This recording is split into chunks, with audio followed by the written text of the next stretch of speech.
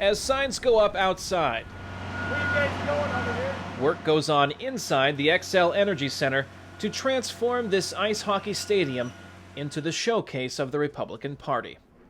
Convention Press Secretary Joanna Burgos says the goal is to make the event accessible to those not actually there. A big focus for this year's convention is actually to engage people at home and to make the people at home feel that they are part of the convention. And the way to do that is to accommodate the media. Republicans are catering to roughly 15,000 accredited members of the media. They hope to make this the most technologically advanced convention they have organized.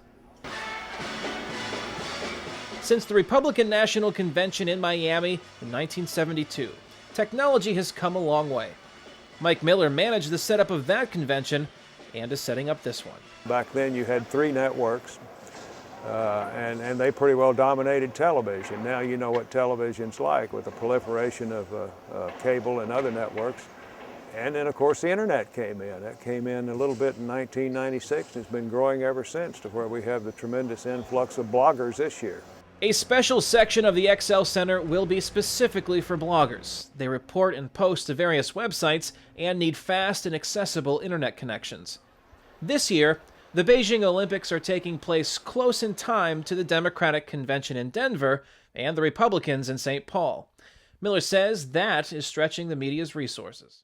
In the production side, the theatrical side, they've had to plan ahead for that very reason, because there can be a shortage of certain things like uplink trucks and other things that you need. Miller doesn't expect problems or delays in completing work at the convention sites. Local workers are available. They fall under the direction of the convention's general contractor, Greg Lane.